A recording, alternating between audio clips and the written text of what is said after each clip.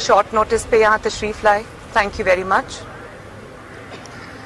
और अभी मैं कोयटा से सीधे हम सब एहसन इकबाल साहब, राना सनाउल्लाह साहब, खुरम दस्तगीर साहब और परवेज़ रशीद साहब, मोहम्मद जुबैर साहब,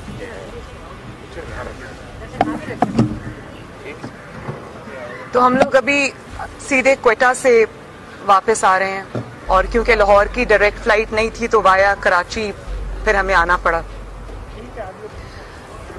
कोयटा में कल हम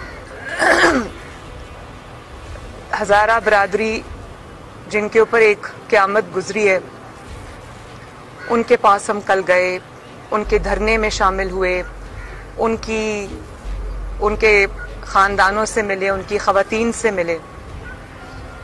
और जो मनाजिर मैंने कल देखे मेरा दिल दहल गया।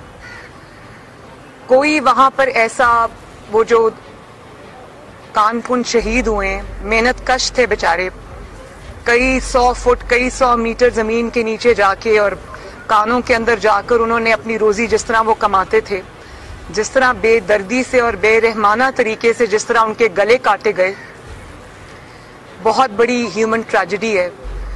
और जब मैं उनके ख़ानदानों से वहाँ पर मिली, उनकी ख़वातीन से मिली जो लाशें और ताबूत अपने सामने अपने प्यारों के रख के बैठे हुए थे, माएँ थीं, बहनें थीं, बेटियां थीं, बुजुर्ग थे, बच्चे थे, किसी का भाई कत्ल हो गया, किसी का बेटा कत्ल हो गया, किसी की एक घर के कई अफराद कत्ल हो गए। और मैं यकीन करें वहाँ पर हर ख़ानदान जो है वो गम की एक बहुत बड़ी कहानी है।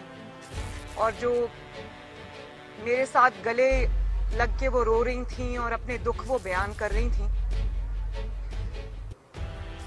बिल्कुल यकीन माने कि ना मेरे पास कोई अल्फाज हैं कि मैं बता सकूं कि उस वक्त मेरे जज्बात क्या थे। और जाहिर है पूरी कौम जो है इस वक्त सोग की हालत में है, पूरी कौम ने उनके दुख को